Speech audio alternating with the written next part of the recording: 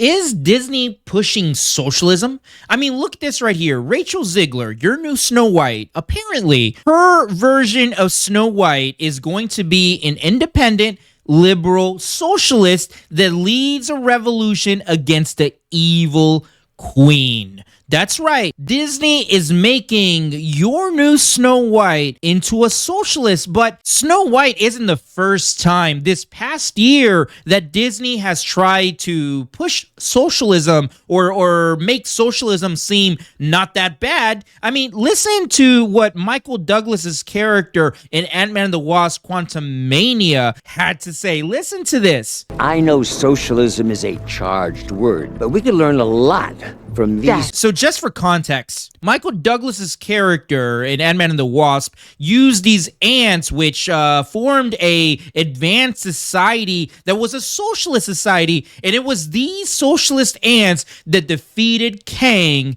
at the end of the movie. So again, Disney is trying to make it seem that socialism, is not that bad, and at the same time, in other movies, Disney is bashing the opposite of socialism, which happens to be capitalism. This is a scene from Disney's latest box office disaster, Indiana Jones and a Dial of Destiny, where Phoebe Waller-Bridge bashes capitalism. Listen to this. You stole it. And you stole it. Then I stole it.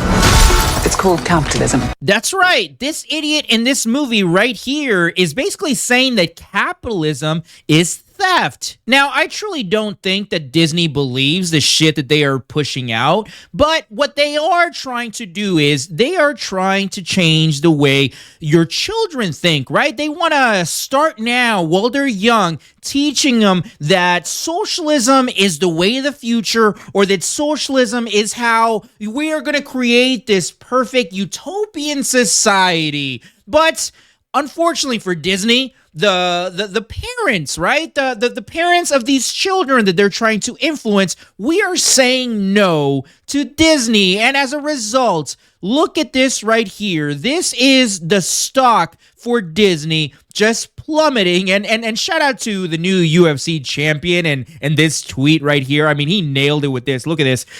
Disney, let's start making movies for childless adults who hate America and men. F our audience. We need a new audience. Woke, childless, man haters. And dude, he nails it 100%. Disney is trying to cater to this new audience that doesn't understand or want children, right? I mean, because think about it. The people that spend money on Disney tend to be hard-working families that work hard and spend their money on taking their kids to the movies, taking their kids on a nice vacation. It used to be Disney World, but you really can't take your kids to Disney World anymore, because it used to be that Disney World was a safe environment for the entire family. And now you kind of, as a parent, have to be worried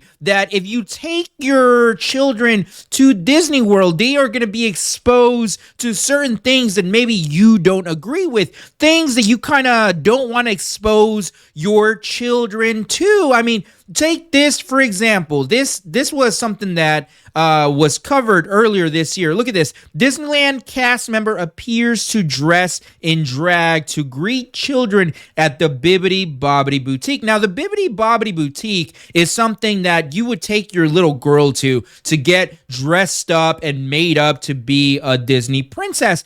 Now, this is a serious question, right? If you had a daughter, right, which I know a lot of my viewers do, if you had a daughter and all she wanted was to be made up to be a Disney princess, and you take her to Disney World, and you believe it's going to be a safe environment for her to be at, right? It's going to be something that everyone feels comfortable with. She's going to go and she's going to get made up to be a Disney princess, and you're walking up to the Bibbidi Bobbidi Boutique, and you are greeted with something like this. Is that something that you're gonna feel comfortable with? You know what I mean?